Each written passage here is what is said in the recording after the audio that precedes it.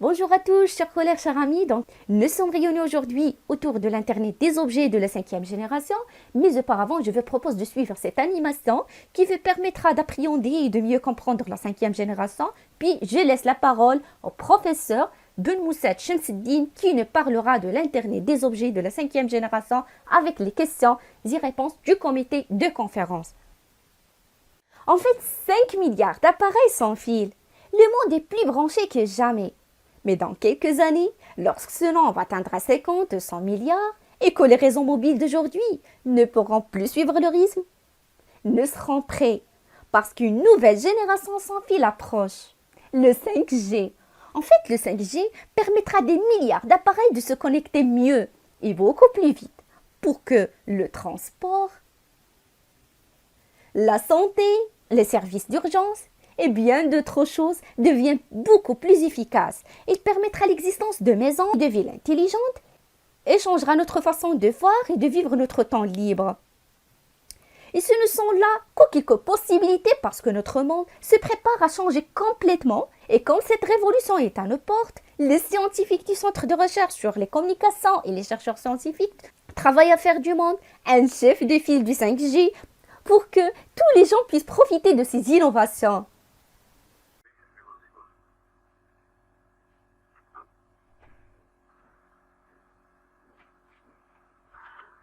Salam alaikum.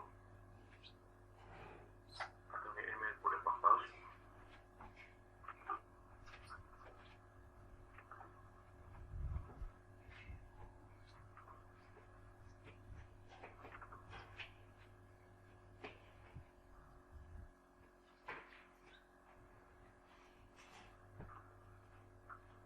Est-ce que c'est bon le partage?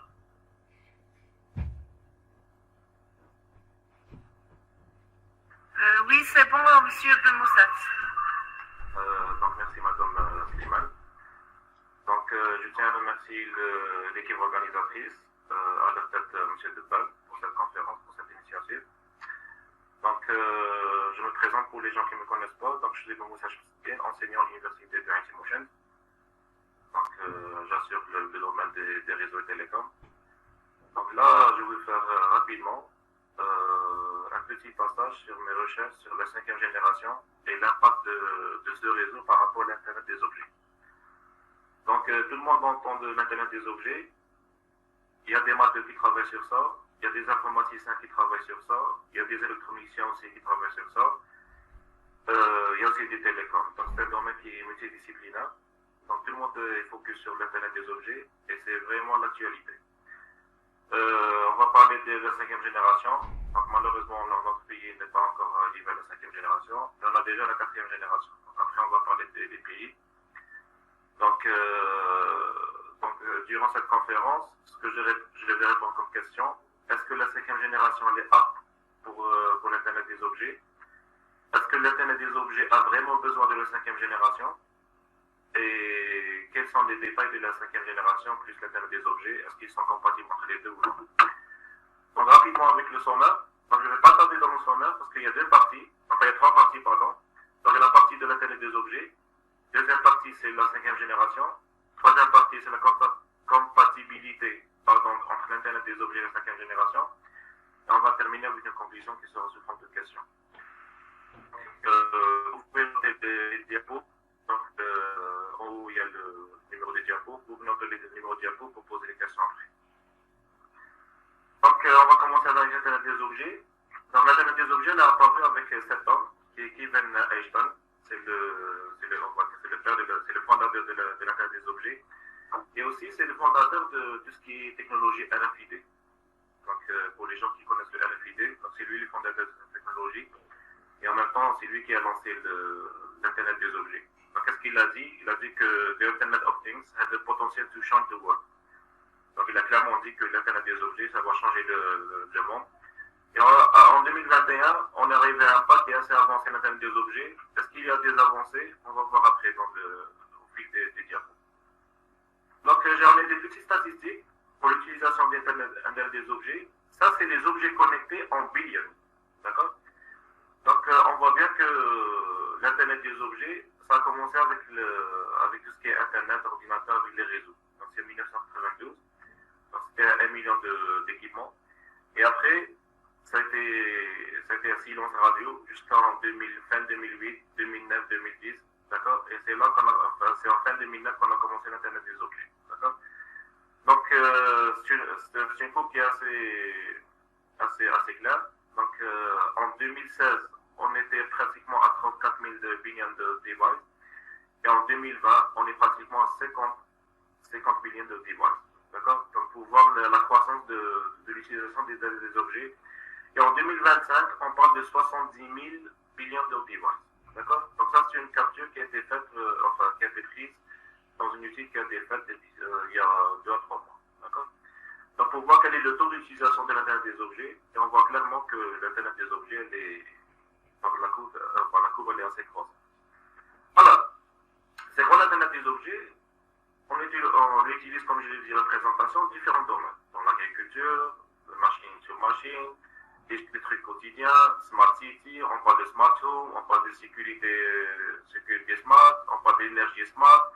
Donc tous les concepts actuels, on a ajouté le mot smart, et smart, ça rentre dans le thème de l'Internet des objets. D'accord. Donc on la trouve partout, dans tout le domaine, et quelle que soit l'utilisation, qu'est-ce que ce soit quotidienne ou par exemple une utilisation rare. Donc ça c'est l'Internet des objets. Alors l'ADN de l'Internet des objets c'est quoi? Donc il y a le squelette, il y a trois scénarios. Donc le premier c'est les things, et les things on va trouver tout ce qui est électronique, tout ce qui est capteur, tout ce qui est machine, tout ce qui est PC, et ainsi de suite. On va trouver le inside, c'est entre l'utilisation de l'électronique et l'informatique et entre les actions. Il y a quoi dans inside? Là on va trouver la machine learning, comme il a parlé M. Amari. Là on va trouver par exemple l'intelligence artificielle. Là on va trouver les big data. Là on va trouver tout ce qui est plateforme IoT, software. Et tout ce qui est action, c'est un peu plus intéressant. Parce que généralement on va capter quelque chose avec les things et on va faire une action. Par exemple, on va détecter le feu et on va éteindre l'incendie. Par exemple, on va détecter qu'il y a un mouvement, par exemple qu'il y a des intrus à la maison. On va par exemple signaler un système d'alarme. On va par exemple détecter par exemple une mesure quelle que soit X, donc par exemple l'agriculture ou quelle que soit, on va faire une action par exemple par exemple arroser par exemple la terre. Donc généralement, tout ce qui est captable, d'accord, il va faire suivre l'action, et là ça va rendre le système un peu intelligent, là ça va rendre le système on va dire automatique, et il y a toujours le débat entre est-ce que c'est automatique, est-ce que c'est intelligent, on va voir après, d'accord. Mais ça c'est l'ADN principal de comment fonctionne l'IoT. Donc je répète, parce que c'est très important. Donc il y a le côté gauche, qui est tout ce qui est collecte des données, d'accord, grâce à des capteurs, des machines et ainsi de suite. Il y a le traitement des données, c'est les insights. Et il y a les actions, d'accord, comment actionner les données, s'il y aura des actions bien sûr. Donc ça c'est l'ADN de l'IoT. Donc côté architecture, donc comme il y a le modèle OSI avec les 7 couches, comme il y a le modèle TCP/IP avec les 4 couches, ils ont aussi fait les 4 couches du modèle IoT. Dans les 4 couches, donc c'est pratiquement les mêmes couches de l'ADN. Donc il y a tout ce qui est sensor, tout ce qui est IoT device, c'est la couche, on va dire, la plus basse, d'accord. Tout ce qui est communication, puisque nous sommes dans une journée de télécommunication, donc c'est la couche 2, donc c'est communication layer. Dans la couche 2, on voit bien des protocoles qui sont différents. Il y a des protocoles filaires comme HDMI, d'accord, Serial Based Protocol. Il y a des protocoles aussi sans fil qui sont les plus utilisés par rapport aux filaires. On trouve le Wi-Fi, on trouve l'infrarouge, on trouve les Zigbee, la 4e génération, la 5e génération, et même les satellites, si on a, d'accord. Et la couche monitoring, donc là on va collecter toutes les données à travers les sensors. Donc là, qu'est-ce qu'on va faire? On va filtrer les données, analyser les données. Il y a même un mot qui est le machine learning qu'on a utilisé ici. Et la dernière couche, c'est la couche business. Là, on va trouver les clouds. Donc le cloud, pourquoi ils ont les business? Parce que généralement, il faut payer pour avoir un cloud. Il faut payer pour avoir un stockage. Et c'est là qu'on va stocker toutes les informations. Comme c'est des informations qui sont importantes, donc il y a aussi le mot le big data, qui est le domaine de l'informatique. Donc vous voyez qu'avec les 4 couches, on peut faire des spécialités. Par exemple, la couche 1, c'est pour la spécialité d'électronique et de l'informatique. La couche 2, elle est réservée pour les télécommunications et l'informatique aussi. La couche 3, c'est aussi pour les informatiques, les automatiques et ainsi de suite. Et la couche 4, c'est aussi dans le cloud. Il y a des spécialités de cloud dans l'informatique. Donc ça, c'est les 4 couches du modèle IoT. Donc on peut prendre n'importe quelle couche et on peut être spécialisé dans une des couches, d'accord? Parce que c'est vraiment rare, il y a tellement de données, c'est tellement rare de faire des spécialités dans les 4 couches adjacentes. Alors, on va rester dans le domaine télécom et on va parler un peu de connectivité. Dans la diapo précédente, on a parlé qu'il y a plusieurs protocoles, filaires ou sans fil. Donc là, on va diviser ces protocoles en réseaux. Donc vous savez tous que les réseaux, il existe 4 réseaux, types de réseaux. Il existe les réseaux PAN, les réseaux LAN, les réseaux MAN et les réseaux WAN. D'accord? Donc ça dépend de la portée, ça dépend de l'utilisation aussi. Donc là, aujourd'hui, on est consacré sur le 5G, donc on va plutôt s'intéresser à tout ce qui est réseau MAN et réseau WAN, parce que c'est des réseaux larges. Donc là, la classification des réseaux est bien claire. Donc on peut aller par exemple, le NFC, d'accord? Au Bluetooth, c'est des réseaux à petite portée. En Wi-Fi, c'est moins portée, c'est généralement des centaines de mètres. Et on peut aller jusqu'à des réseaux WAN, comme les satellites, ou comme les réseaux mobiles, comme le 4G, 5G. D'accord? Donc ça, c'est côté connectivité. Donc on peut se connecter avec n'importe quel moyen de communication, quel que soit filaire, d'accord? Ou quel que soit sans fil, mais c'est généralement les moyens sans fil qui sont plus utilisés. Alors, on reste toujours dans l'architecture de l'IoT, donc c'est pratiquement la même diapo, mais avec des mots un peu techniques. Donc là, la connectivité, ce qu'on avait utilisé, c'est le même protocole. Donc on a le Zigbee, on a le Bluetooth, on a le Wi-Fi, on a le NFC. Bon, le NFC, c'est le Unified Communication. On a par exemple les ports RJ45, on a les adresses IPv4 et 6, donc c'est normalement c'est la couche 3 du modèle OSI, et on a la gateway. Donc on va collecter les données, d'accord, à travers n'importe quel moyen de communication disponible, on va dire, et on va envoyer directement la gateway IoT, et à travers la gateway, comment on va l'envoyer, il y a des techniques, d'accord, on va utiliser l'Internet, c'est sûr, d'accord, et l'utilisateur, il va directement accéder à l'Internet, et l'Internet, il va directement diffuser l'information ou bien stocker l'information.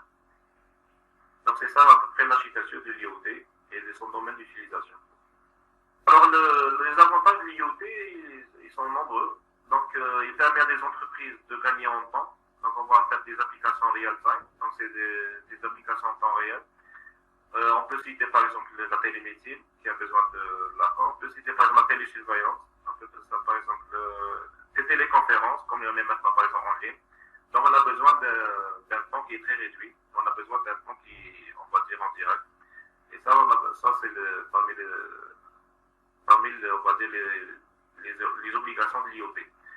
Donc on va faire l'optimisation du temps toujours, parce que le temps, on dit que le temps c'est l'argent, d'accord? Qui va optimiser le temps, c'est bien les services l'IoT. Donc par exemple, à la place, je vais donner l'exemple par exemple de smartphone, à la place par exemple d'arriver par exemple à la maison, de faire chauffer par exemple la salle de bain, on peut directement à distance par exemple lancer le chauffage de la salle de bain.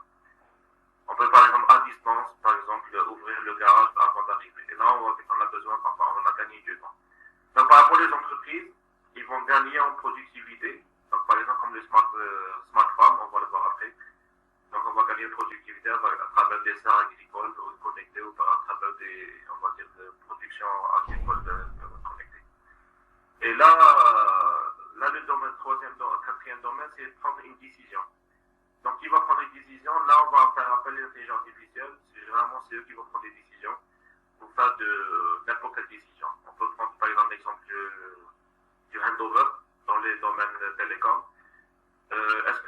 Par exemple, est-ce que une certaine situation avec mobile, ils vont prendre leur décision de faire le handover ou non? Donc il va prendre la décision, c'est bien l'IoT avec l'intelligence artificielle. D'accord? Donc il existe plusieurs avantages de l'IoT, mais parmi les plus grands avantages, c'est le gain de temps.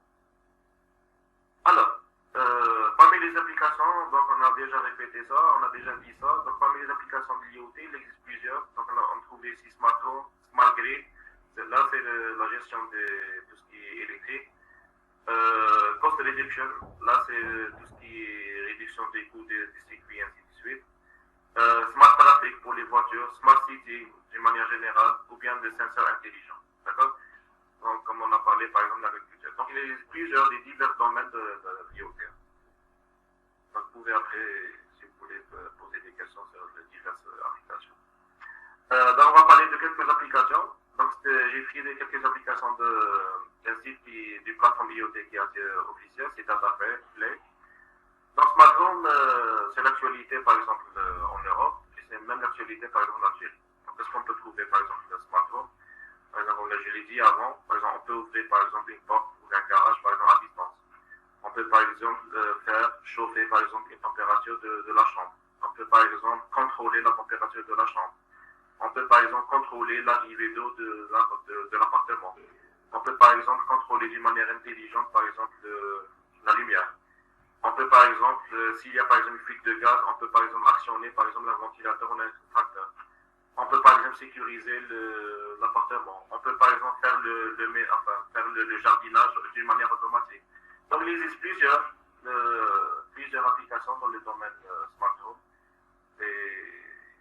qui sont diverses. La deuxième application, c'est les utilisations quotidiennes. Donc on entend toujours des montres connectées. Donc il existe des montres, on peut voir par exemple, il y a longtemps c'était la montre pour voir le temps, mais actuellement avec la montre on gagne le temps. D'accord? Donc qu'est-ce qu'on peut voir? Par exemple, avec la montre, on peut par exemple voir un calendrier, par exemple en direct. On peut par exemple planifier des rendez-vous. On peut par exemple faire des appels. On peut par exemple suivre le rythme cardiaque. On peut par exemple, je sais pas, donc il y a différentes applications avec les montres. Et là, si on parle de montres connectées, donc en même temps c'est l'IoT, en même temps c'est la microélectronique, en même temps c'est les télécommunications. C'est aussi donc c'est une application qui a besoin de c'est une chaîne de multidisciplinaires. Alors troisième application, d'une manière générale, c'est Smart City. Donc Smart City, on peut trouver ce qu'on nomme la ville intelligente. Et la ville intelligente, là on peut faire plusieurs choses. Par exemple les parkings intelligents, les e-santé, la gestion d'espace intelligent. On peut faire par exemple la lumière de la ville intelligente. Et là on a besoin de l'IoT. D'accord? Donc toute la ville elle est connectée. Comment elle est connectée? C'est à travers les moyens de connectivité qu'on a vu avant. Là, c'est la tendance actuellement sur l'IoT. C'est la gestion de l'énergie. Et on sait tout le monde que l'énergie, on parle de diverses sources d'énergie, l'énergie éolienne, solaire, marine, et ainsi de suite. On parle maintenant de gaspillage des déchets, recyclage des déchets, et ainsi de suite. Donc comment gérer tout ça d'une manière intelligente, d'une manière stricte et d'une manière bien planifiée, c'est à travers l'IoT. Ça c'est un peu le prestige, c'est de l'IoT. Donc il y a des applications qui sont sécurisées, il y a des, pour la sécurité, il y a des applications pour le prestige et les services. Là par exemple on trouve la voiture connectée. Donc là on a un réseau de véhicules, on a un réseau de vanettes, c'est-à-dire communication de véhicule-véhicule, communication de véhicule-station de base. Qu'est-ce que peut pas recevoir le véhicule? Il peut par exemple recevoir par exemple Google Maps, la localisation. Il peut recevoir par exemple une musique à travers une autre voiture. Il peut recevoir par exemple s'il y a par exemple des accidents et ainsi de suite. Donc il peut avoir n'importe quelle information de la route en temps réel. Donc ça c'est la voiture connectée. Donc c'est le réseau WAN généralement. Un domaine qui est très pertinent aussi, c'est l'Internet des objets avec la médecine. Donc la médecine, elle est divisée en trois parties. Donc c'est la télémédecine pour voir tout ce qui est on peut faire, par exemple, actuellement, on peut faire par exemple des chirurgies à distance. On peut par exemple voir des assistants de médecins à distance. On peut par exemple faire des diagnostics médicaux à distance. On peut par exemple être équipé de plusieurs équipements. On peut faire par exemple la montre connectée. D'accord? On peut faire par exemple le bracelet connecté, la ceinture connectée, le bracelet connecté, et ainsi de suite. Donc comment se connecter? Là on a besoin d'un réseau qui est bon. Là c'est possible ici qu'il faut avoir des applications avec la cinquième génération. Donc la médecine elle est très avancée, très sollicitée par rapport au domaine IoT. L'agriculture aussi. Donc on a déjà parlé, on va parler des champs agricoles connectés, on a parlé des serres connectées, on a parlé même des gestions des animaux connectés, d'accord? Donc il y a plusieurs des robots, de robotisés, ainsi de suite. Alors le mot connecté, d'accord? Donc le mot connecté, c'est soit on va dire intelligent, soit on va dire automatique, soit c'est un mélange, donc ça dépend quelles sont les plateformes utilisées, quels sont les outils utilisés, et ainsi de suite. Donc là, qu'est-ce qu'on va faire? On va faire un petit petite introduction à la 5G et après on va voir quelle est la relation entre la 5G et l'IoT. Donc la 5G, c'est le réseau actuel des réseaux mobiles. Donc on connaît ça depuis 2020. Donc quels sont les pays qui ont déjà la 5G? Donc d'après mes recherches, donc en novembre 2021, nous avons exactement 63 pays qui ont déjà la 5G. D'accord? Donc parmi les 63 pays, donc les trois premiers pays qui ont déjà la 5G, c'est la Corée du Sud, c'est la Chine et c'est les États-Unis. Mais il existe d'autres pays, des pays qui sont petits, hein, comme l'Estonie par exemple, comme la Turquie, et ainsi de suite, qui ont déjà la 5G. Et il y a des pays qui sont en vert, donc tout ce qui est en bleu foncé, c'est des pays qui ont déjà la 5G. Tout ce qui est en vert, c'est les pays qui ont tendance d'aller migrer par exemple vers la 5G. Par exemple, là on trouve l'Algérie, on trouve le Maroc, on trouve la Tunisie, qui font les mains et les pieds pour lancer la 5G pour bientôt. Donc je vous donne par exemple l'opérateur Ooredoo. Donc logiquement, si tout va bien, ils vont lancer la 5G au début de 2022, pardon. Mobilis aussi, donc logiquement, en Algérie, on aura la 5G en début 2022. D'accord? Donc je répète, il y a exactement actuellement 63 pays qui ont déjà la 5e génération. Quels sont les pays qui ont... Ça, c'est des statistiques. Le micro, s'il vous plaît. Ok, le micro. Donc merci. Donc ça, c'est une recherche parmi les top 10 des pays qui ont la couverture 5G. Donc ça, c'est les chiffres. Ça, c'est le nombre de cités qui ont déjà la couverture par la 5G. Donc on trouve que la Chine, c'est le numéro 1. Donc c'est la plus grande couverture en 5G. L'USA, c'est le numéro 2. Et par surprise, c'est les Philippines qui ont le numéro 3. Donc elle a devancé le mois dernier par la Corée du Sud. D'accord? Donc ça, c'est le classement des couvertures des pays qui ont déjà la 5e génération. On trouve le Canada, la Finlande, l'Espagne, l'Italie, l'Arabie Saoudite, l'Australie aussi, l'Angleterre. D'accord? Donc ça, c'est le top 10. Donc je répète, il existe actuellement 63 pays qui ont déjà la 5G. Et ça, c'est le top 10 qui ont déjà... Donc c'est une recherche qui a été faite en juillet 2021. Donc c'est le nombre de couvertures par BTS, on va dire, de la 5e génération. Donc si on va faire une petite recherche par rapport à réseau mobile, donc on a eu la première génération, c'est une génération analogique en 1982, et le réseau mobile, ça a commencé avec la deuxième génération. Donc la deuxième génération, c'était la fin de 92.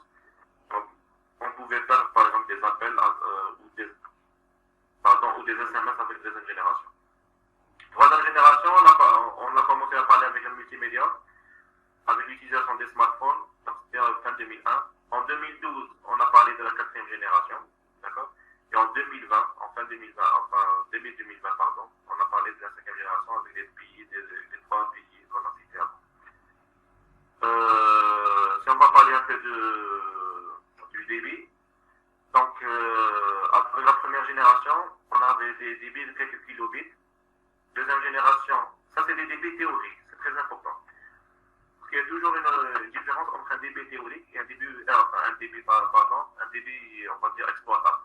Donc le débit théorique de la deuxième génération, c'est 64 kilobits par seconde. Mais si on va par exemple aller tester le débit, ça n'a pas allé au-delà de 13 kilobits par seconde. D'accord? Troisième génération, c'était quelques mégas, donc 1-2 mégas. D'accord? Et là aussi, on avait un débit par exemple pratique et un peu plus faible. À quatrième génération, donc c'est vrai, on a parlé des quelques gigas, mais en réalité, par exemple, le réseau Ooredoo, il avait par exemple 60 mégas par IoT, on va dire. D'accord? Et la cinquième génération, on va parler des grands débits. Donc on n'a pas encore testé aussi en Algérie, mais on parle des débits qui dépassent les 20 gigas théoriques. D'accord? Donc je répète, il y a bien une différence entre le débit théorique et le débit pratique. Donc là, le plus intéressant, c'est le temps de téléchargement. Avec la même donnée, d'accord, qu'on va la télécharger en 5 jours et 13 heures en 2G, en 4 heures en 3G, et en 30 secondes en 4G, on va la télécharger en 1 seconde, même pas 2 secondes, par exemple, en 5e génération. Donc je répète, avec la même donnée, d'accord, on est allé à 4 mois, d'accord, on peut aller jusqu'à 1 seconde. Donc on va imaginer, par exemple, 20 gigas, on peut télécharger par exemple un film de 4 gigas, même pas 2 secondes. D'accord, pour voir quelle est la rapidité du réseau, et qu'est-ce qui peut avantager le réseau 5G par rapport à l'intelligence artificielle et tout ce qui est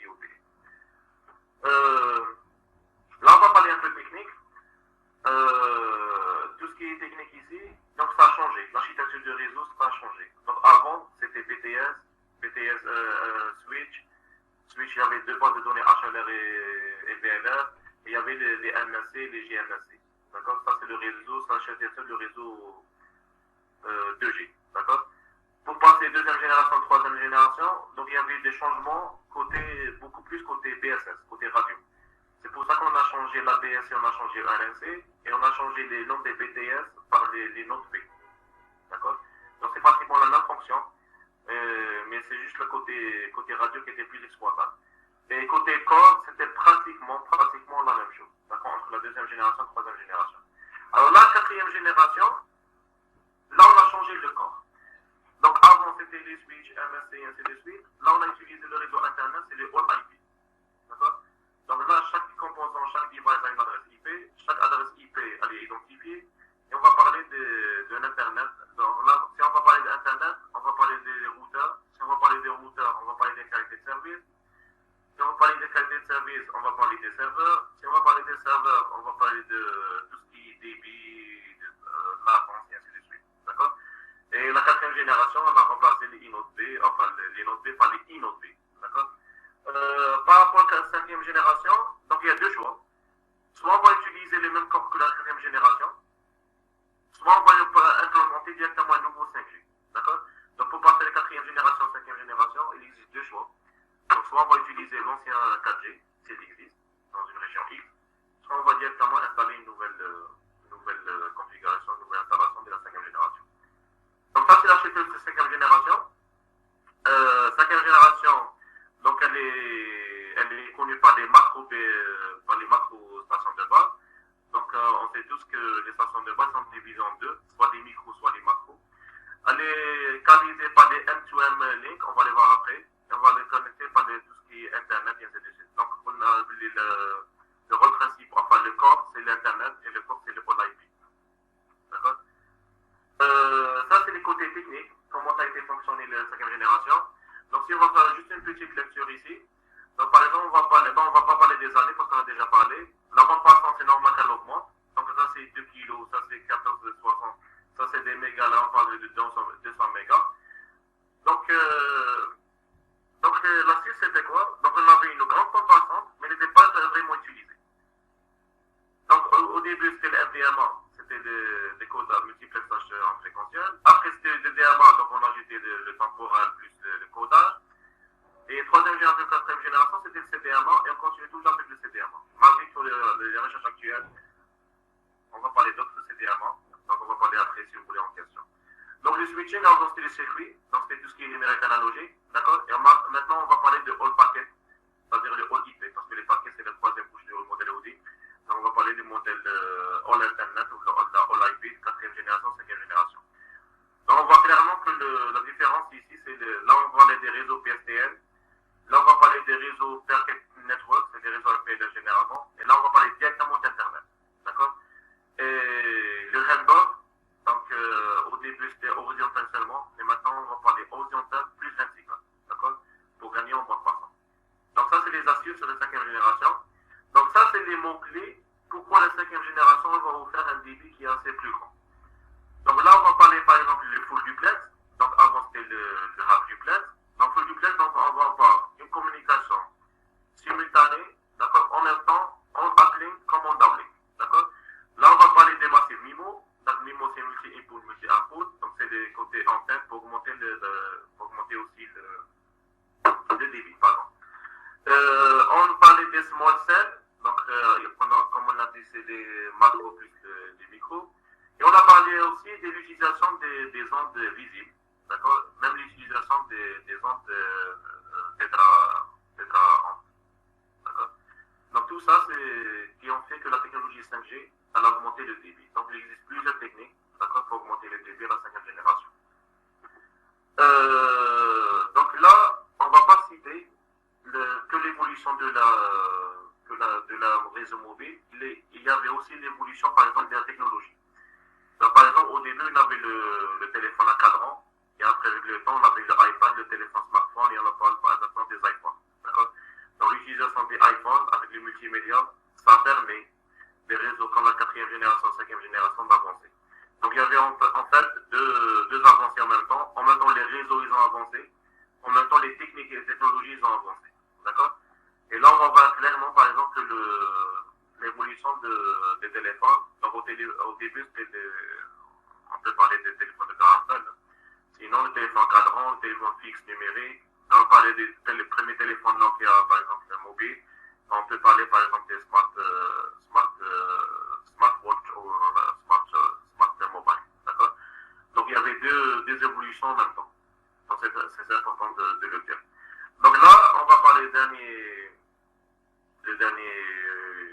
paragraphe, on va dire. Donc, qu'est-ce qu'elle a apporté la 5e génération à l'IoT?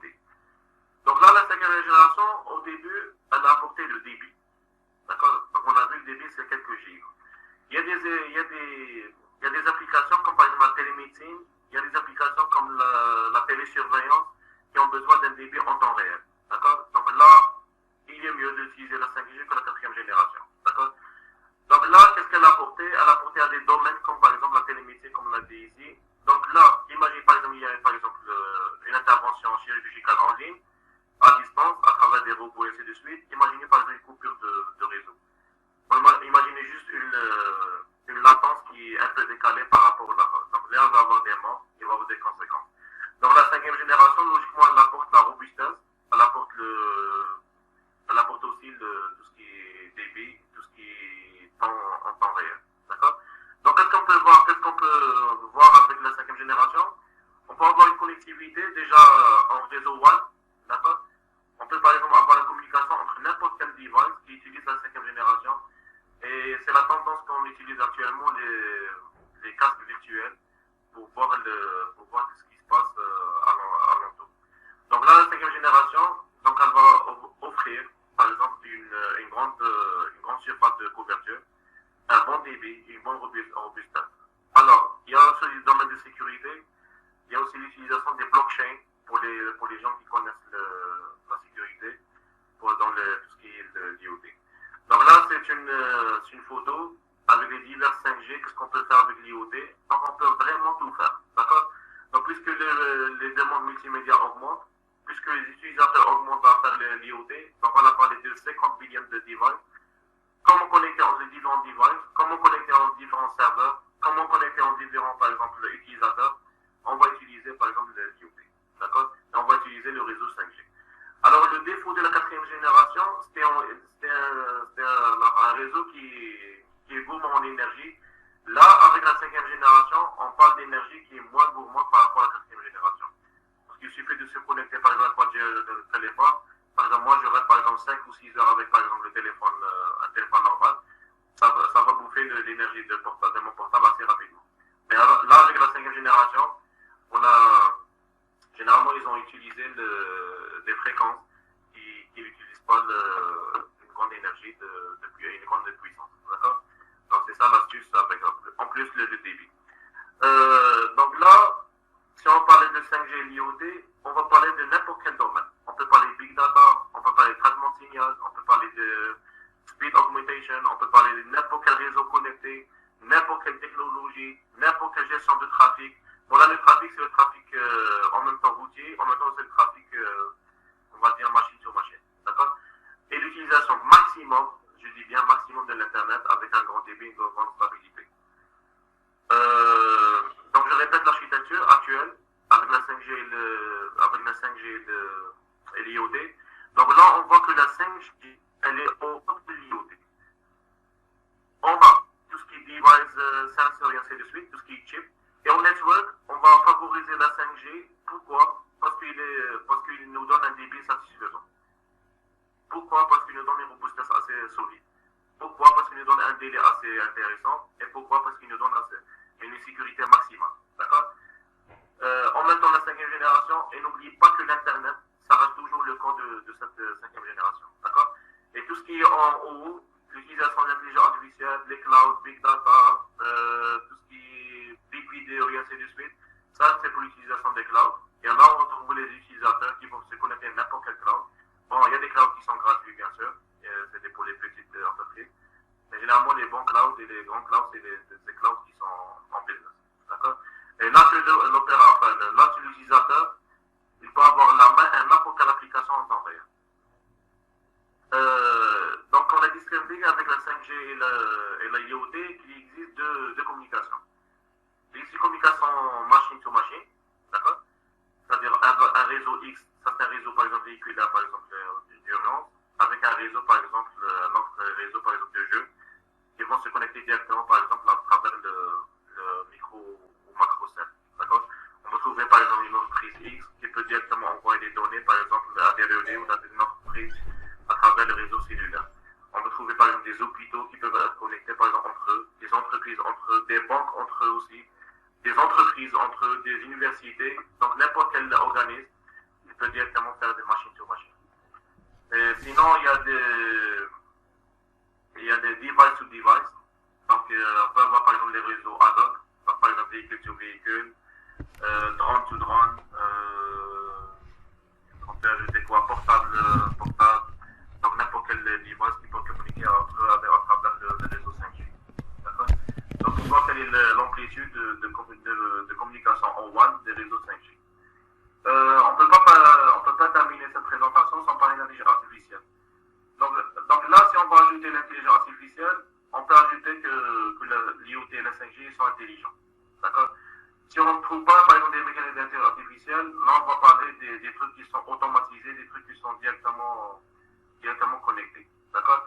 Donc, le mot intelligence artificielle, il va nous offrir quelle est l'intelligence par rapport à l'IoT.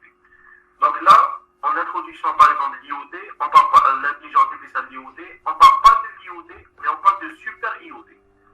Donc, super IoT, c'est quoi? C'est le fait d'ajouter, par exemple, l'intelligence artificielle plus les réseaux 5G à l'IoT. Donc, l'intelligence artificielle, elle va faire les analyses intelligentes. La 5e génération, elle va s'occuper du côté radio. Et on ne va pas parler de l'IoT, on va parler de super IoT. Donc, le super IoT, c'est actuellement la tendance. On va parler de super IoT dans les années qui vont venir. On va parler de super IoT dans les années 2024, 2025. Donc, ça, c'est le jumelage. Donc, je répète, c'est le jumelage entre tout ce qui est intelligence artificielle et IoT 5G. Donc, si on va jumeler entre les deux, on va avoir ce qu'on appelle des réseaux. Ça parle d'IoT, on va parler de super IoT. Donc là, ça devient plus intéressant pour les futures recherches, ou les futurs doctorants, pour les futurs projets. D'accord? Donc, qu'est-ce qu'elle peut apporter l'intelligence artificielle et plus la 5G? Donc, je répète, toutes les applications qui bénéficient de l'IoT, là, ça devient plus intéressant avec ça. D'accord? Donc, sans tarder avec ça. Donc, ça va rendre toutes les applications côté smart. Donc là, on va parler de smart device, smart office, smart grid, smart car, smart sensor, et ainsi de suite. Donc, le mot smart il est fusionné avec le mot intelligence artificielle et la 5e génération. Donc, pour conclure, moi j'ai une question. Donc, je ne sais pas si quelqu'un peut me répondre. Donc, en 2019, on avait exactement 13,6. Ça, c'est le volume de data collecté en 2019. C'est 13,6, c'est le zettabyte. Alors, le zettabyte, juste pour information, c'est 10 puissance 12 gigas. Normalement, si je ne me trompe pas. Donc, donc on avait 13,6 fois 10 puissance 12 gigas, d'accord, d'informations. En 2025, on va parler de 79,4 zettabytes. Donc, on va multiplier ça, on va traduire ça en gigas. Donc, c'est pour voir quel est le volume de data qui est collecté par les sensors.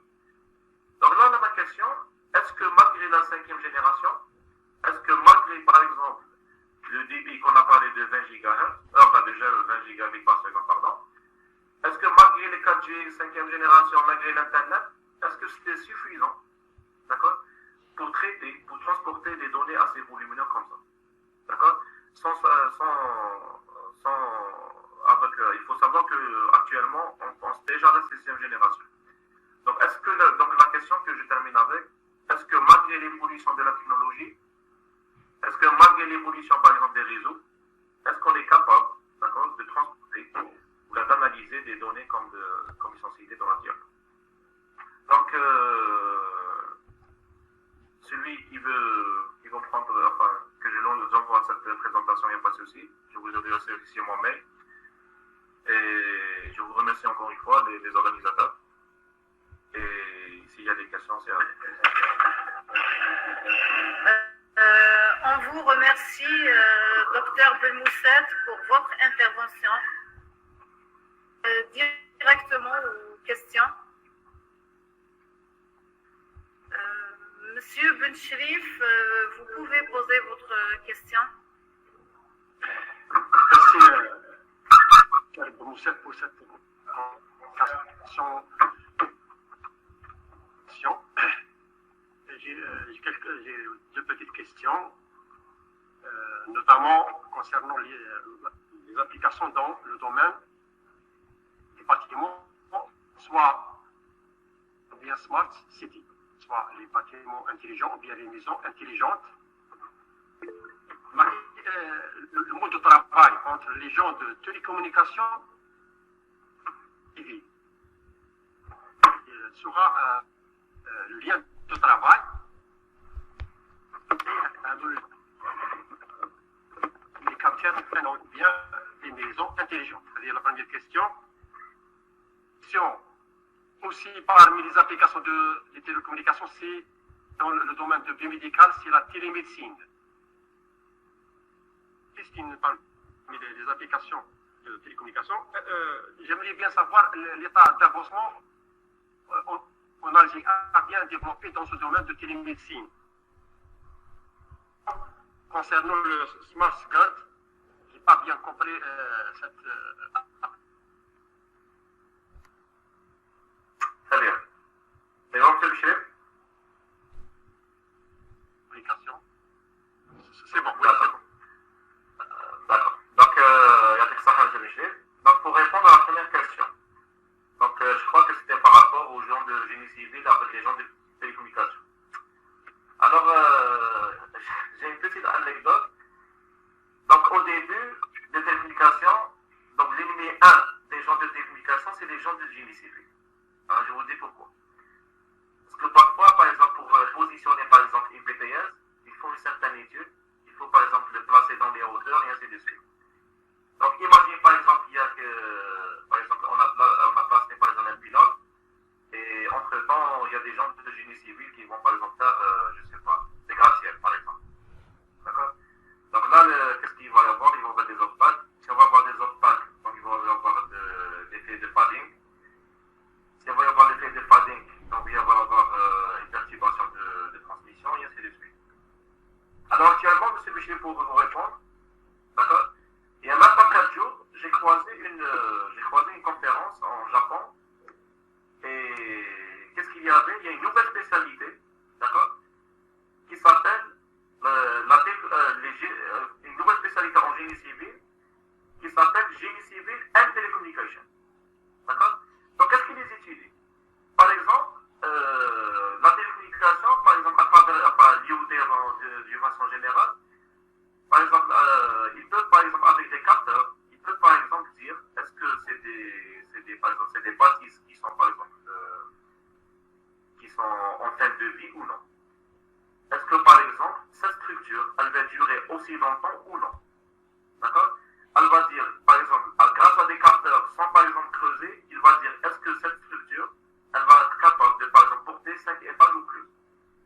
Donc, actuellement, en 2021, d'accord, il existe une collaboration entre les gens de génie civil et les gens de télécommunication. D'accord?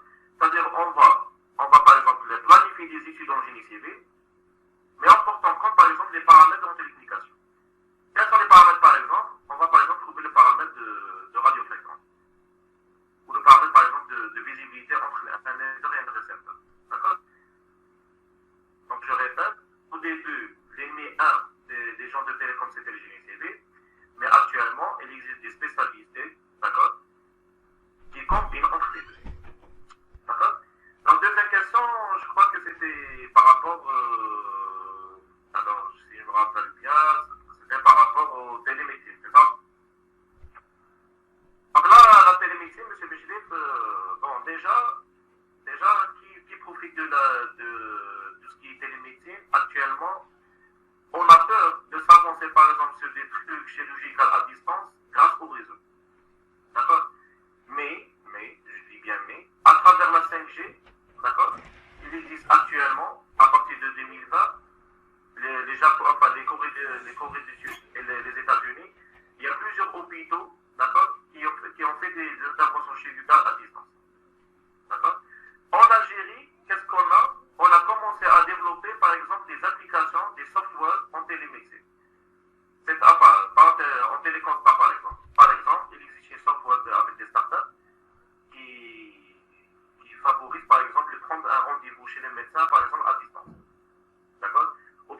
médecin il peut par exemple directement planifier son calendrier à distance, ou bien d'une façon intelligente. Donc là, en Algérie, comme on n'a pas vraiment avancé sur les réseaux, donc on est côté software. D'accord? Mais je suis sûr, avec l'arrivée de la 5e génération, là on peut parler par exemple de l'IoT, là on peut parler par exemple de tout ce qui est télémédecine. Donc troisième question, c'est par rapport au smartphone ou smart grid? Monsieur Michel. Smart grid. Smart grid, d'accord. Donc smart grid, donc c'est ça. Monsieur Michel, est-ce que c'est ça? Est-ce que c'est smart grid? Donc si vous pouvez voir la diapo que j'ai disposée. Donc normalement, si j'ai bien compris, c'est à peu près, oui, donc c'est smart grid. Donc là, le smart grid, monsieur Bichri, c'est la gestion d'énergie. Oui, c'est la gestion d'énergie. Je vous donne un exemple. Il y a des travaux, d'accord, qui font par exemple la gestion de la lumière à l'intérieur de la maison. Par exemple, s'il y a un mouvement, d'accord, on va par exemple allumer la lumière, et s'il n'y a pas de mouvement, on va éteindre la lumière. Donc qu'est-ce qu'on va gagner ici? C'est sûr qu'on va gagner par exemple plus d'énergie consommée. D'accord? Enfin, moins d'énergie consommée, pardon. Il existe des travaux, par exemple, aussi, sur les compteurs intelligents. Donc, à la place d'avoir, par exemple, des compteurs, par exemple, basiques, comme on a à la maison, on va trouver des compteurs intelligents, là, qui va faire, par exemple, allumer, ou va éteindre, par exemple, n'importe quel signal électrique à l'intérieur de la maison. On peut, par exemple, comme, par exemple, on a, par exemple, les éoliennes, on a, par exemple, les smart, on a, par exemple, les panneaux solaires. Alors, aujourd'hui, il existe des travaux, d'accord? Par exemple, pour faire un panneau solaire, par exemple, qui tourne. Un panneau solaire, par exemple, qui va tourner à travers, enfin, en fonction de la position du soleil, pour gagner plus de rendement. On retrouve, par exemple, des éoliennes qui vont fonctionner s'il y a du vent. Parce qu'à la place de, par exemple, faire fonctionner, par exemple, des éoliennes qui sont isolées à l'intérieur de l'eau H24, on va les faire fonctionner, par exemple, s'il y a du vent. D'accord? Donc, il y a des petites astuces pour comment gérer l'énergie à travers l'IoT. Donc, je ne sais pas est-ce que j'étais clair sur ce point, je répète avec un autre exemple. C'est bon, c'est bon, Dr. Bouti. Merci, monsieur le chef. Monsieur Bencherif. Madame Frouani, vous pouvez poser votre question. Merci Monsieur Belmoussas pour votre présentation qui était riche en informations. Donc j'ai 3 questions à vous poser. Donc ma première question, c'est toujours on entend parler des objets connectés et l'Internet des objets. Donc quelle est la différence entre les deux? Ma deuxième question, c'est comment allons-nous gérer les objets, c'est-à-dire côté déploiement, maintenance, etc. Et ma troisième question qui est plus importante, je pense qu'elle est importante pour tout le monde, c'est comment pouvons-nous garantir la sécurité et la confidentialité de la chaîne de valeur de l'IoT, c'est-à-dire les objets, les infrastructures, etc. Donc on entend toujours parler de la production des composants de sécurité, les IDOLA Secure Elements. Donc, comment pouvons-nous garantir la sécurité dans ce cas? Très bien. Voilà, merci. Très bien. Donc, merci pour vos questions. Donc, je vais passer directement à la première question. La première question, c'était par rapport aux objets connectés et l'Internet des objets. C'est ça? Alors, là, pour vous répondre, c'est un jeu de mots. C'est un jeu de mots entre les deux. C'est-à-dire, si on va parler des objets connectés, d'accord, on n'est pas aussi, par exemple, obligé d'utiliser, par exemple, l'Internet. On peut, par exemple, parler des smartphones, d'accord, avec l'utilisation des Zigbee, d'accord. On peut, par exemple, utiliser, par exemple, les smartphones en utilisant l'infrarouge. Là, si on va utiliser les réseaux PAN ou LAN, d'accord, à l'intérieur d'une maison, d'accord, là, pour connecter les objets, par exemple, entre un ventilo, un téléviseur, par exemple, une chaudière et par exemple un garage, les objets, ils sont connectés avec des protocoles de communication et généralement on va utiliser des protocoles de communication qui ne sont pas gourmands en énergie. Là on va faire appel par exemple à des protocoles comme le Zigbee, d'accord? Parce que généralement c'est des petites distances et pour ne pas consommer beaucoup d'énergie on va utiliser les Zigbee. Ah, mais par exemple, pour par exemple fonctionner ces objets à distance. Ou bien, par exemple, déployer ces objets à distance. Ou bien, par exemple, commander ces objets à distance. Là, on est obligé d'utiliser l'Internet. Par exemple, je suis en cours de chemin, d'accord? Je veux ouvrir mon garage à 5 minutes près, d'accord? Là, je suis obligé de se connecter à l'Internet. Mon Internet, il est directement relié avec une application smart, enfin une application d'IoT. Mon application, elle est directement reliée avec les clouds. Le cloud, il est relié avec les objets. Et on va utiliser l'Internet pour se connecter à l'intérieur, d'accord? Sinon, je peux utiliser l'Internet juste pour voir quel est l'état de mes objets. Par exemple, j'ai une femme, par exemple une serre, et je veux voir par exemple quelle est la température de ma serre. Je veux voir par exemple quel est le taux d'irrigation de ma serre. Là, si je veux voir à distance, je suis obligé de faire appel à l'Internet. Et je suis aussi de faire appel par exemple à la 5e génération, comme on l'a dit. Donc ça, c'est la comparaison entre la 5G et entre les objets connectés et l'Internet des objets. D'accord? Donc on n'est pas, donc je répète, on n'est pas forcément à faire appel à de l'Internet, mais pour communiquer les objets à distance, on est obligé de faire l'Internet. D'accord? Donc ça, c'est la première question. Donc deuxième question, c'était par rapport à quoi? Si vous pouvez me répéter. La deuxième question, c'est comment allons-nous gérer les objets? Côté déploiement maintenant. Très bien. Alors, il faut savoir que le déploiement, c'est la partie la plus importante dans n'importe quelle installation d'un réseau. D'accord? Je vous donne un exemple, par exemple, pour déployer par exemple le GSM, on a besoin de déployer par exemple les BTS. Alors, il y a des gens de spécialité en télécom qui font que le déploiement. D'accord? Ils font par exemple que la stratégie où placer cette chose avec une telle caractéristique, avec de telles puissances par exemple. Donc il y a des spécialités pour le déploiement pour gagner en argent, parce que si on va par exemple faire une doublure, on va perdre de l'argent, pour gagner en efficacité et pour aussi gagner en qualité de service. D'accord? Donc le déploiement, c'est une partie qui est très importante au début de l'installation, et n'importe quelle installation, je ne vais pas que de l'IoT, n'importe quelle installation en télécom par exemple en informatique, on a besoin de faire une étude, on a besoin de faire par exemple un cahier de charge pour faire le déploiement. Alors comment? D'accord? Donc ça dépend des critères qu'on va sélectionner. Parfois il y a des critères par exemple de connectivité, parfois il y a des critères par exemple de prix, parfois il y a des critères par exemple de performance, et parfois il y a des critères par exemple de durabilité plus robustesse. D'accord? Donc c'est en suivant certains critères, on va avoir un cahier de charge, et c'est là qu'on va commencer à faire le déploiement. D'accord? Donc je redis, donc le déploiement ou bien la planification, c'est une étude, d'accord, qui est très importante avant l'installation de n'importe quel réseau. D'accord? Alors comment on va faire? C'est suivant les critères qu'on va solliciter pour faire ce déploiement. Alors la troisième question, donc c'est vrai, donc vous avez bien raison Mme Frouani, donc on a parlé de la sécurité. Donc j'ai parlé pendant un petit passage sur la sécurité, par exemple par exemple on va parler d'ici. Donc là, par exemple en télémédecine, on va parler, par exemple, on va utiliser la 5e génération. Donc qu'est-ce qu'on va sécuriser? On va déjà sécuriser le réseau 5G. D'accord? Si par exemple on va faire la télémédecine à travers par exemple le réseau Wi-Fi, qui va utiliser par exemple la DSL, là qu'est-ce qu'on va sécuriser? On va sécuriser le réseau. Donc n'importe quel réseau qui est intermédiaire entre des devices et par exemple le cloud, il doit être sécurisé.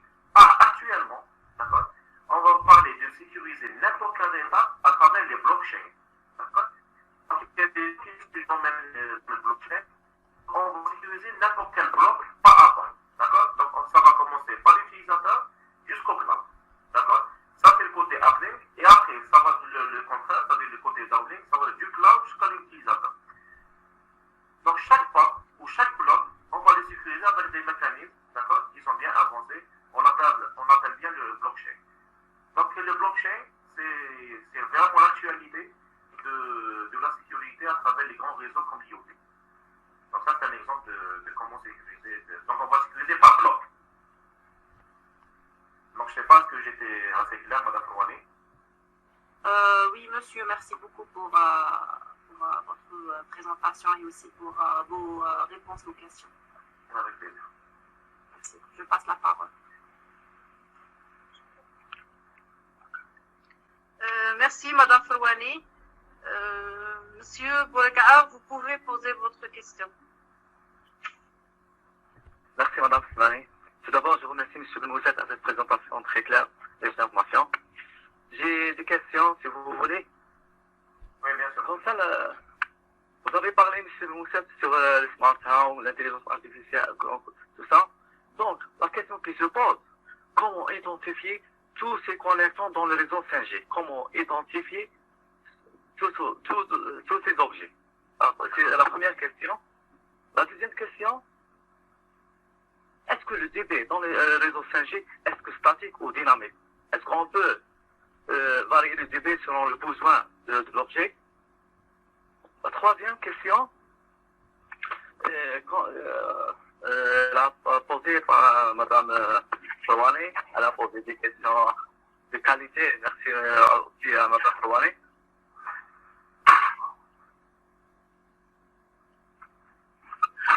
Donc, comment améliorer la sécurité d'information dans les réseaux 5G? Est-ce qu'il y a des algorithmes bien précis? Est-ce que c'est des points de recherche à l'actualité constante?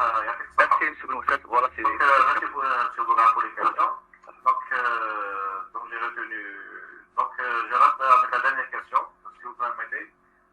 Donc, je dis bien que la sécurité avec la 5G, c'est la tendance actuelle dans la recherche de la 5G. Il n'y a pas que ça, M. Bourgaar. On peut parler, par exemple, de la 5G en sécurité. On peut parler même avec la 5G côté déploiement. D'accord? Parce qu'il y a toujours la question qui se pose. Est-ce qu'on va utiliser, par exemple, la 4e génération? On va faire des uploads pour avoir la 5e génération, comme on l'a fait entre la 3e génération et la 5e génération. Ou bien, est-ce que les méthodiquement bien plus efficaces pour, par exemple, installer un réseau 5G de A à Z? Donc là, la réponse, elle est partagée. D'accord? Donc il y a des gens qui ont dit que, par exemple, si on va installer un réseau 5G de bout en bout, là, on va perdre beaucoup d'argent. D'accord? Et la deuxième tendance, par exemple, si par exemple on va utiliser la 4e génération, on va l'uploader 5e génération, là, on va gagner de l'argent, c'est sûr. Mais qu'est-ce qu'on va faire? C'est la compatibilité entre les protocoles. D'accord? Donc si on va parler de compatibilité entre les protocoles, donc là, ça devient un peu intriguant. Donc la 5e génération, le standard n'est pas encore fini. Donc par exemple, si on parle de la 2e génération, 3e génération, 4e génération, c'est bon, le standard est défini, il est déployé, il est scellé, et ainsi de suite. Donc même la 5e génération, on peut apporter par exemple des choses en sécurité, on peut apporter des choses en déploiement, on peut apporter des choses en qualité de service, on peut apporter des choses en débit, et ainsi de suite. Donc si on parlait de débit, on va revenir le débit, la question par rapport à ton débit. Est-ce que c'est un débit qui est partagé ou non? Donc là, je vais vous répondre clairement.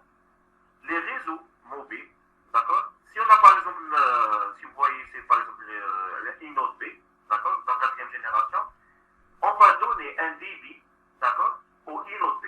Par exemple, à Ooredoo, d'accord? Ils ont par exemple des iNode B à 60 mégabits par seconde. Et les 60 mégabits par seconde, ils sont partagés à n'importe quel utilisateur qui se trouve dans alentour de cette iNode B. D'accord? Donc par exemple, si par exemple il n'y a que 2 utilisateurs qui vont utiliser 60 mégas, donc ça va pas être ces 2 utilisateurs 60 mégas, donc c'est 30-30. Non. C'est selon à la demande de l'utilisateur. Donc si par exemple l'utilisateur il a besoin juste d'envoyer des emails, donc il n'a pas la peine d'envoyer par exemple 30 mégas, 30 mégas ou 30 par exemple 40 mégas pour avoir des emails. D'accord? Donc là par exemple si on va utiliser des multimédias, d'accord, on va donner des priorités. Donc n'importe quel réseau, d'accord, quel que soit IP ou autre, chaque paquet IP, d'accord, on va donner une priorité. Comment donner des priorités? Ça dépend de l'utilisation. Donc par exemple le HTTP il a une priorité, le FTP il a une priorité, le SMTP il a une priorité. Donc chaque protocole utilisateur il a priorité de traitement et aussi priorité de débit. Donc là, on va entrer par exemple pour répondre clairement. Donc c'est pas un débit qui est équitable. Donc c'est plutôt un débit qui est par rapport, on va dire, à la demande. D'accord? Donc là c'est par rapport au débit. La première question c'était quoi, M. Bourgaar? Comment identifier tous les objets dans les réseaux 5G? Comment identifier? Voilà, c'est Comment identifier? Donc là, voilà. je reviens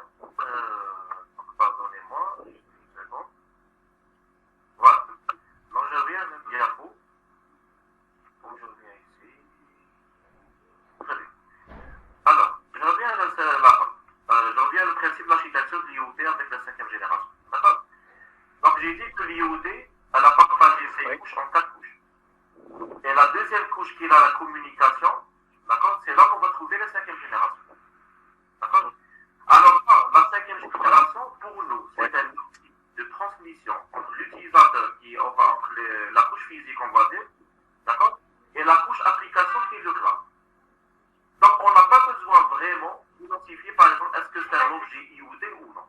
Donc, pour nous c'est une information qui doit être transportée suivant un certain critère, suivant un certain débit, suivant un certain qualité de service, qui va transporter l'information de la couche IoT device à la couche monitoring. D'accord. Donc, c'est un moyen de communication entre les deux. Donc, quel que soit le protocole 5G, 4G, Wi-Fi, Bluetooth, Mesh et ainsi de suite, donc c'est un moyen de communication. On n'a pas besoin vraiment, d'accord, d'identifier les objets. Donc, les objets, ils sont connectés à la couche physique, d'accord. Ils doivent être transportés, par exemple, à des clouds ou des serveurs ou des endroits de stockage. On va faire le lien entre les deux. Donc, c'est quoi le lien? C'est par exemple la cinquième génération. D'accord. Mais l'avantage de la cinquième génération, il va offrir un débit, une latence, et ainsi une robustesse, d'accord, qui est flagrante si on va comparer, par exemple, ce réseau avec un réseau, par exemple, du Wi-Fi. D'accord. Et aussi, ils ont travaillé, donc là, ce point est très important, donc je l'ai dit dans les diapos, ils ont travaillé sur l'efficacité de l'énergie. D'accord. Avec la quatrième génération, on a des problèmes d'efficacité de l'énergie. Donc, c'est des applications multimédia qui sont beaucoup moins dans l'énergie. Avec la cinquième génération, avec l'utilisation d'autres ondes, d'accord, des ondes de radio, des ondes, par exemple, visibles, là, on va consommer moins d'énergie par rapport aux autres. Donc, je répète, la cinquième génération, elle n'a pas besoin, par exemple, d'identifier l'IoT, d'accord, elle a besoin juste de transmettre une information, parce que l'information va être enveloppée dans le corps qui est l'Internet. Donc là, le corps, il va englober l'information de les paquets IP, et le paquet IP va transmettre de A à Z jusqu'à ce ça. Merci, M. Mousset. J'ai des questions, j'ai la dernière question, c'est pour vous, les messieurs. Concernant le côté de recherche, pour la côté de recherche, donc, comment étudier la qualité, quels sont les points de recherche d'actualité dans ce domaine, c'est-à-dire le 5G? Quels sont les domaines ou les points de recherche d'actualité? Écoute, M. Volga. Est-ce que le côté sécurité ou le côté... S'il y a des doctorants, par exemple, ou des futurs masters 2, d'accord, l'actualité dans la cinquième génération, donc je dis que le standard, il est toujours open. D'accord. Donc si le standard il est toujours open, on peut par exemple contribuer à n'importe, je dis bien à n'importe quel détail pour améliorer la cinquième génération. Je dis bien un exemple. Comme l'utilisation de la cinquième génération, c'est les multimédias. D'accord. Comme il offre par exemple un grand débit, il existe par exemple des problématiques. Première problématique, c'est quoi? On est toujours, donc comme l'a posé Mme Kouadi, côté déploiement, on est toujours, d'accord, dans la recherche, quels sont les mécanismes de déployer par exemple un IoT 5G dans les environs par exemple urbains ou bien dans les environs par exemple macro-urbains. Donc la côté planification de comment déployer ça à la cinquième génération, c'est l'étude actuelle. Une fois qu'on a le réseau, on a le squelette du réseau, on va parler de la qualité de service. D'accord? Par exemple, je donne par exemple un exemple dans l'agriculture. Le service d'irrigation ou le service par exemple de panneaux solaires, est-ce que c'est la même chose?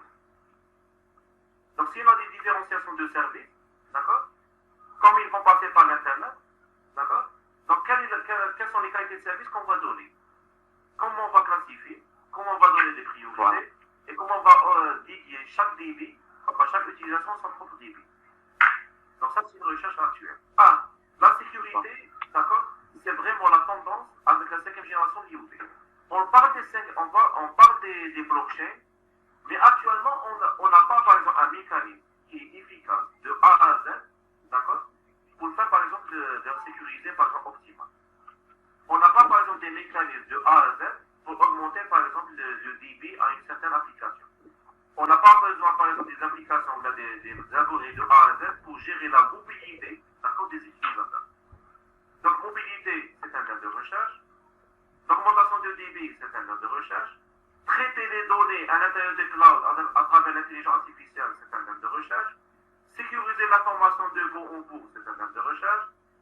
Donc on peut trouver n'importe Donc les thèmes de recherche, ils sont bien riches, ils sont bien présents. Donc on parle de l'IoT, donc comme je l'ai dit, on parle bien de le super IoT, qui est la combinaison entre l'intelligence artificielle et la cinquième génération. Donc tout ça, c'est des thèmes de recherche que nos futurs doctorants, futurs étudiants qui peuvent bénéficier. Voilà. Avec Merci, M. Mousset, à vos réponses très claires. Merci tout le monde. Je rends la parole à Mme Simon.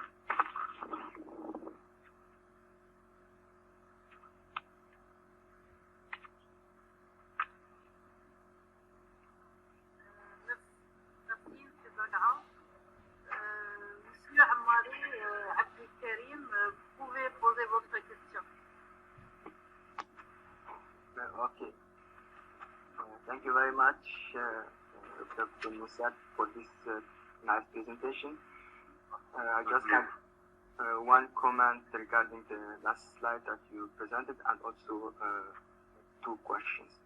You can last start. slide, Yeah. about conclusion. Yes. Yes, this one.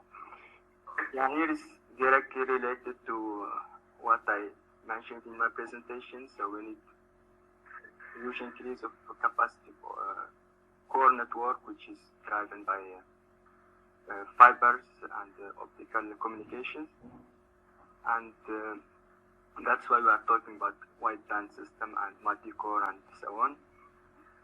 And the solution for increasing the bit rate for 5G, for example, is related to the use of more fibers, not only in the transport core network, but also in the access network side. For example, for the 5G connection, what we call 5G front haul, the connection, CPR connections that ensure the connection with the remote radio heat is also done using the optical fibers, so that this will increase significantly the bit rate. For the questions, I see that you are you talked about visible light communication, and my question is this related? The application is to what we call smart home or smart buildings, in which we use the equipment for lights to transmit data for IoT applications, or is it something else? And the second question is, we also talk a lot about free space optics or optical wireless communication between satellite and also terrestrial. Is this directly related to IoT applications, or do you now is this directly related to IoT or no? Okay, I understand. So thank you very much for your question. So I will answer from the first question. So it's about it's a remark. So about big data. So we can transport in 2055. So in 5 years, it's about 80 zettabytes. Okay. So here, if you want, I ask my question about intelligence artificial and about optical field. So it's my first time that I hear about machine learning and optical transmission. Okay. So it's about my question. So here you can imagine that optical transmission is uses or only in local area network. So if we have only a short distance, we can use the optical transmission. Why? Because data we can transport are very big. Okay, so we can use another transmission optical in far or in the wide network. Okay, so it's for your presentation that I asked you about intelligence artificial and optical transmission. So if we can in future work that for example predict if we have a good transmission with error rates, so it's very difficult for telecommunication transport. So if you have a worse, if you have a worse transmission, so we can transmission another gain, another the same transmission. And if we do this, so we can lose time. And if you want, if you see in my presentation, I spoke very many times about time, and we may have a good transmission in the small time. Okay. So with your first question is about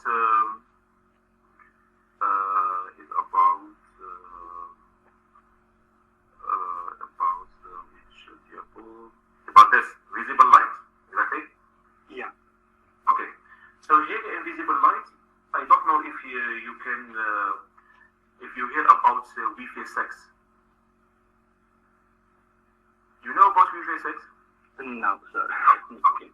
So Wi-Fi 6, so you know that frequency, or you know that this wireless transmission is very most about our health care. Okay. So it's very bad about healthcare, and we can have a concern without wireless communication. Okay, so Wi-Fi 6 is exactly the solution about this wireless communication in the local indoor.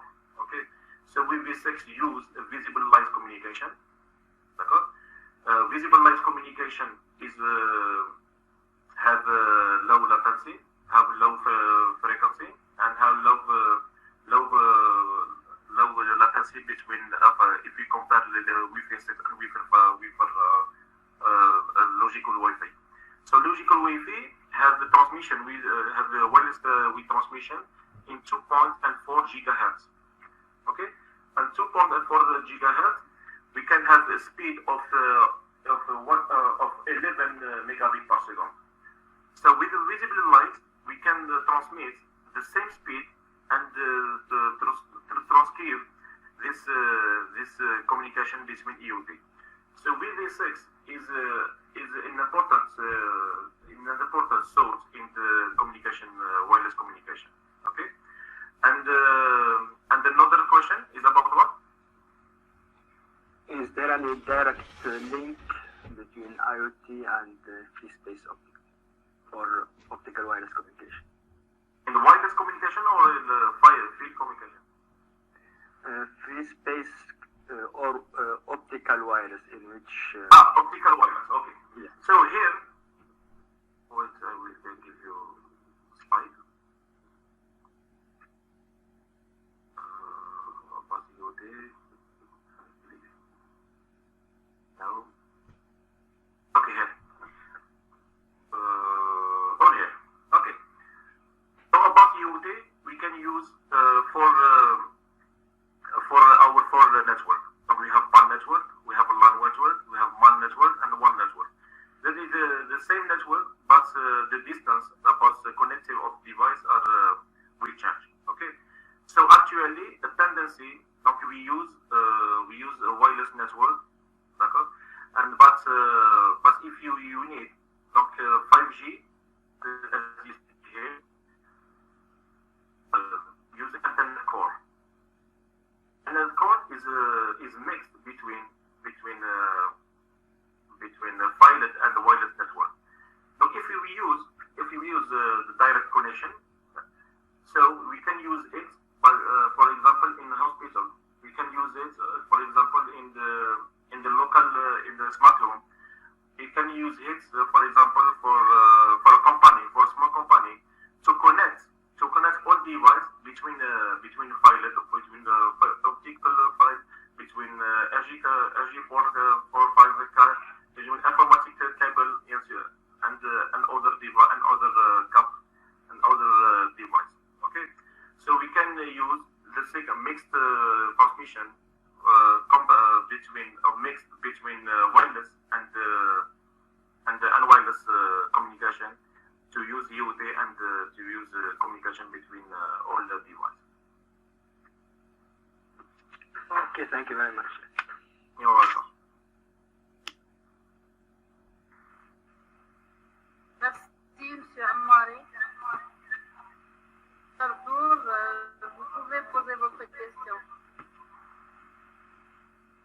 Merci.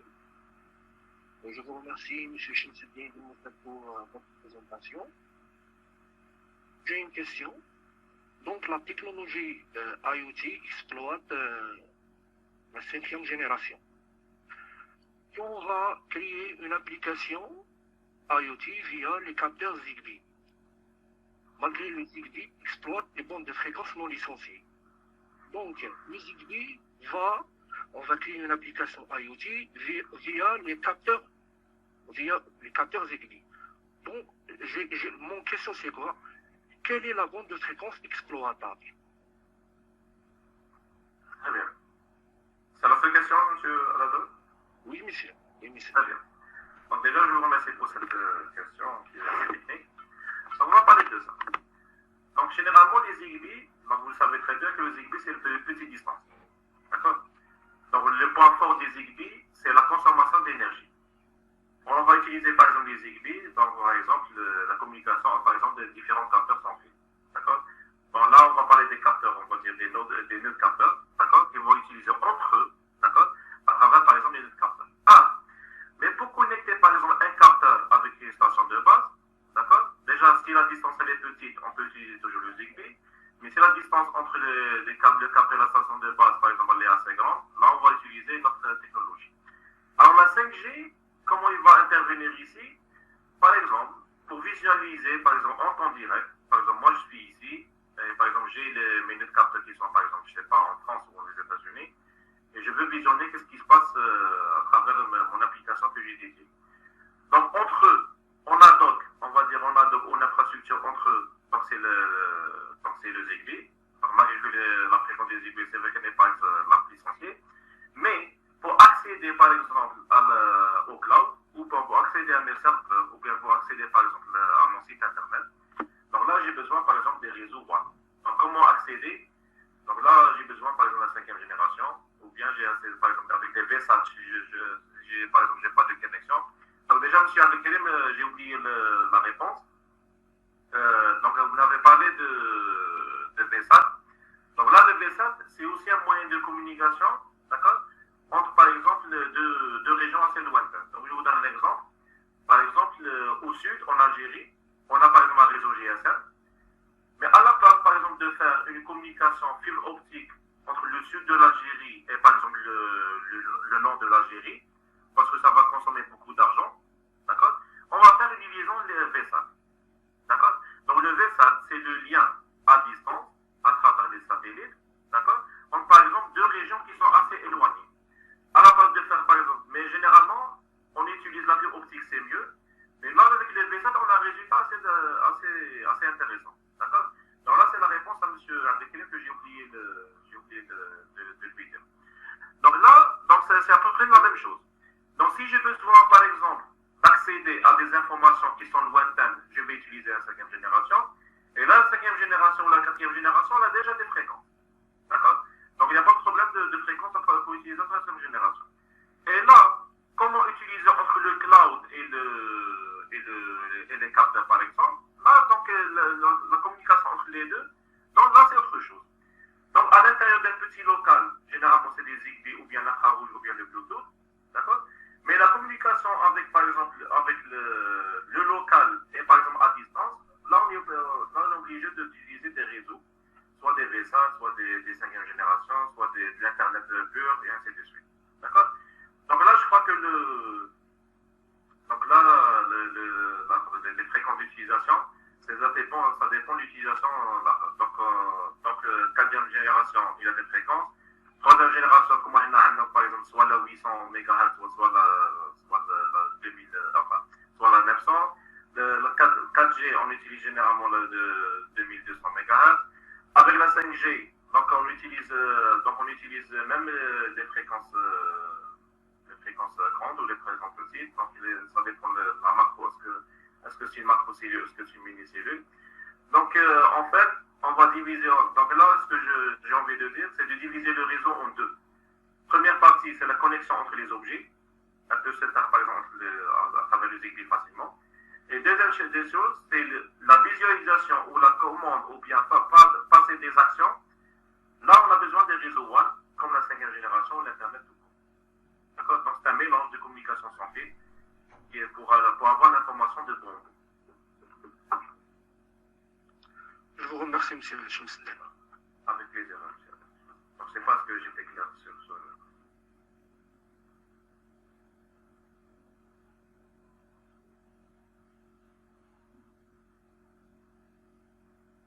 S'il y a d'autres questions. Merci, monsieur Agazo. Monsieur Bengana, vous pouvez poser votre question. Merci, madame. Tout d'abord, je tiens à remercier le docteur Mousset pour cette présentation claire et nette. J'ai une petite question, beaucoup plus sur la gestion des données d'IoT. Est-ce qu'il y a une plateforme qui s'occupe pour gérer toutes ces données, dans beaucoup plus la 5e génération? Très bien. C'est la seule question, M. Bengana.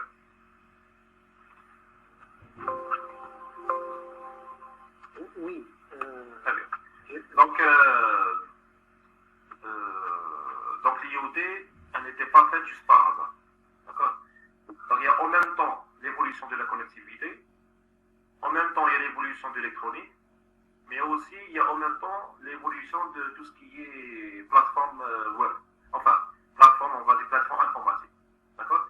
Donc actuellement, il existe des plateformes dédiées pour l'IoT pour stocker par exemple les informations. Il existe par exemple des plateformes dédiées à l'IoT pour par exemple traiter les informations. Il existe des plateformes IoT qui sont là par exemple juste pour enregistrer les données de l'IoT. D'accord? Donc côté software, ils sont très avancés. Donc côté serveur, côté cloud, côté analytics, côté big data et ainsi de suite. D'accord? Donc ils sont très avancés côté software. D'accord? Mais là, ce que j'ai envie de partager aujourd'hui, c'est comment les données, ils remontent de device jusqu'au cloud. D'accord? Parce que généralement, on utilise les clouds. Là, comment remonter? Donc là, il y a la question de M. Adado, il y a aussi la question de M. Abdelkrim. Donc là, on a parlé des devices de bout en bout. Donc là, on a besoin de trafiquer. Enfin, de trafiquer, c'est-à-dire de porter l'information, d'accord, depuis la source jusqu'à le cloud. D'accord? Donc, comment porter l'information? On a besoin d'utiliser soit un ou plusieurs, par exemple, réseaux. Donc, on peut utiliser, par exemple, le réseau Internet de bon bout, par exemple, le Wi-Fi de bon bout. Comme on peut utiliser, par exemple, un mélange entre l'infrarouge et la 5e génération, entre Bluetooth et la 5e génération, Bluetooth et, par exemple, le PSAT, et ainsi de suite. Donc, ce qui est plus important pour les gens de télécom, c'est de transporter l'information quel que soit le site. D'accord? Donc là, on peut transporter l'information câblée à travers l'optique. D'accord? Quand on peut transformer la plateforme Canon à travers, par exemple, donc là, je l'ai bien répété. Donc, c'est le schéma Haddock. Voilà. Donc, je l'ai bien répété dans le schéma Haddock. Donc, on peut utiliser n'importe quelle connexion, d'accord, à travers du NFC jusqu'au satellite. D'accord? Donc la portée c'est pas le même, le débit c'est normal c'est pas le même, et ainsi de suite. D'accord? Le moment qu'on doit transporter les données au cloud, au niveau de la distribution, il va y avoir des plateformes, il va y avoir des serveurs et ainsi de suite pour traiter ces informations. D'accord? Comme ça l'utilisateur il peut les récupérer facilement, ou bien il peut le gérer assez facilement. Donc le côté software, le côté software, il est très important pour l'IoT.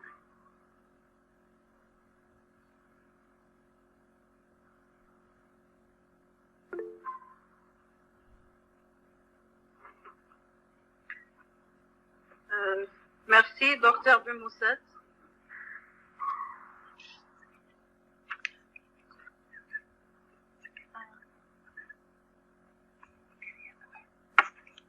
Docteur Zakaria Babahmed, vous pouvez poser votre question. Merci Madame Stéphanie. Je vous remercie Monsieur Chemseddin pour votre présentation. J'ai juste une question par rapport sur cette même figure.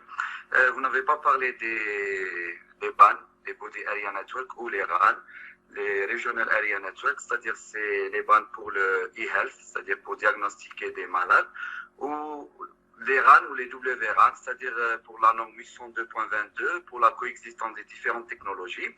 Je pense qu'elle est utilisée pour la 5G, même pour la radio cognitive ou le cloud. Donc, est-ce que vous pouvez, c'est-à-dire, expliquer pour ces deux points?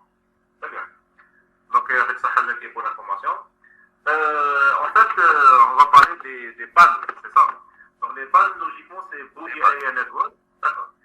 Donc, là, pour expliquer un peu ce que c'est les deux réseaux que vous avez cités. Donc, là, vous avez cité des réseaux qui vont permettre à des applications comme la télémédecine de survivre. D'accord. Donc, par exemple, je vous donne un exemple. Il y a une année, donc j'ai fait un PFE le suivi d'un cas cardiaque. D'accord. Donc, le suivi d'un cas cardiaque à travers l'IoT. Donc, pour suivre un cas cardiaque, une personne cardiaque qui est âgée, donc on est obligé par exemple, de positionner quelques capteurs qui vont mesurer, par exemple, la température, qui vont mesurer, par exemple, le poids de cette personne, qui va mesurer, par exemple, son rythme cardiaque, et qui va mesurer même tout ce qui est augmentation du taux de classe, et ainsi de suite. L'essentiel. On peut mesurer n'importe quel signal avec des capteurs qui sont placés sur le corps humain. Alors là, ce qu'il faut savoir, il faut faire très attention. Parce que si on a des capteurs sans fil sur le corps humain, déjà je l'ai bien expliqué dans les diapos, j'ai dit que les fréquences d'utilisation, elles sont très nocives pour la santé humaine. D'accord? Donc là, généralement, on va utiliser des technologies qui ne vont pas détruire, par exemple, le corps humain. Parce qu'aujourd'hui, en 2020-2021, on parle que les transmissions sans fil, qui sont nocives, qui sont même cancéreuses pour le corps humain. D'accord? Donc là, qu'est-ce qu'ils vont voir? Ils vont, par exemple, partager une information entre les capteurs. Et là, généralement, avec le BAN, on utilise des distances qui sont très petites. Et ces données vont être directement envoyées à des stations de base. Et là, la station de base, elle est reliée, par exemple, au Wi-Fi, d'accord, qui va stocker l'information, par exemple, avec la DSL, par exemple, à une distance X, à un serveur ou bien à un cloud. D'accord? Donc là, c'est exactement comme le principe comme la question de M. Aderdo. Donc là, les réseaux BAN ou les réseaux RAN sont pratiquement la même chose, pardon. Donc là, on va par exemple connecter les différents capteurs qui vont directement positionner les données à une station de base. Et là, la station de base qui est loin au corps humain, là, on peut utiliser par exemple des technologies à grande distance, comme par exemple la 5e génération. Donc c'est vrai que le réseau BAN, il utilise beaucoup la 5e génération, parce qu'on imagine par exemple que la personne, elle n'est pas par exemple assise H24 dans une maison. Donc la personne, elle est en même temps, donc il y en a qui est le milieu indoor, qui est le milieu outdoor. Donc là, le milieu outdoor, c'est très important. Donc pour connecter, pour avoir une information, on est obligé de se connecter avec la 5G. D'accord? Mais c'est un domaine qui est très délicat par rapport au wireless. Il y a toujours des critiques. On trouve toujours, par exemple, des questions. Est-ce que c'est nocif pour la santé ou non? Est-ce que la 5G, donc la 5G, là, on va l'utiliser juste pour transporter l'information, mais pour communiquer entre les capteurs qui sont dans les bandes, d'accord? Par exemple, il y a des capteurs qui sont directement fil, hein, d'accord? Je sais que ce n'est pas des bandes, mais il y a des capteurs qui sont sans fil. Ils vont transmettre une station de base, et une station de base, elle va transmettre directement à travers un réseau WAN ou autre, d'accord? Donc c'est exactement la même chose avec le RAN, je crois, monsieur. Dans le RAN, franchement, moi j'ai une idée de pyramide. Pour le RAN, non, c'est plus étendu, ou là à peu près que Maléwan. C'est-à-dire que Maléwan, d'accord. J'ai compris. 2.22, c'est pour la coexistence des différentes technologies. Et elle est utilisée par la radio cognitive. Même, je pense que vous avez parlé des clouds, mais même la radio cognitive, je pense qu'elle est utilisée dans des pays différents. Oui. Donc et là, M. Bourga, avant, il a posé la question de adaptabilité, par exemple. Donc là, c'est vrai. Donc le fait d'utiliser plusieurs fréquences, d'accord? Donc là, le 802.22, je crois. Donc là, il va faire l'adaptation entre les différentes applications, je crois. Parce que c'est pas facile. Donc c'est pas facile de gérer le tout. Donc là, par exemple, si le BAN, donc par exemple, si le réseau BAN, il est par exemple, il doit utiliser la 5e génération, il va y avoir sûrement des protocoles intermédiaires entre les deux. Parce que c'est pas la même fréquence, c'est pas la même transmission, c'est pas la même puissance, et ainsi de suite. Donc il y a toujours dans le puissance 2.2, fréquences généralement. Par exemple, comme le Wi-Fi, quand il y a la version A, B, C, enfin, le E et le I, ainsi de suite, mais on trouve toujours, par exemple, des versions qui vont faire l'adaptation entre deux standards, on va dire, différents. D'accord. Donc, même il y a un sujet de recherche qui sera intéressant. Adapter ces fréquences à, par exemple, ces fréquences qui sont généralement des basses fréquences, adapter ces fréquences, par exemple, à des fréquences de transmission assez grandes, comme le WAN et le WAN. D'accord. Donc, même ça, c'est un sujet de recherche que si on va prometteur. Et donc, là, si on parle, donc chaque mot qu'on parle, c'est des sujets de recherche. Donc, là, le réseau PAN, les réseaux PAN avant, donc il n'y avait pas la 5G et ainsi de suite. Donc, les réseaux PAN, c'était des réseaux, donc directement la poste, et le lié à des ZigBee généralement. Les ZigBee, la station de base, sur le médecin, il va se déplacer sur place pour voir le diagnostic sur H24. Ça veut dire qu'avec l'IoT, on peut par exemple dire à distance. Donc, rien de tout ce qui est côté radio-cognitive et ainsi de suite. Donc, même la radio-cognitive, il y a des thèmes de doctorat sur la radio-cognitive. C'est l'adaptation entre ces fréquences, c'est l'adaptation entre, par exemple, ces différentes utilisations et ainsi de suite. Donc, là, c'est vrai. Mais je crois que M. Batak me disait, je crois que les bannes, je ne suis pas sûr, que les bannes, ils appartiennent au réseau PAN.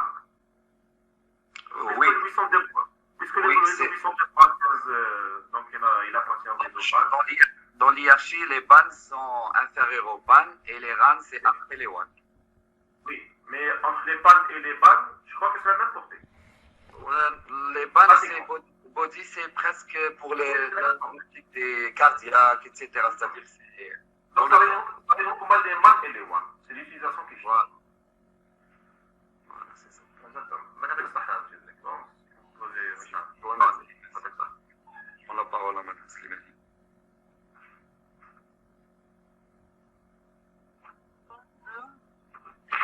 Merci, Dr. Bab Ahmed. On prend la dernière question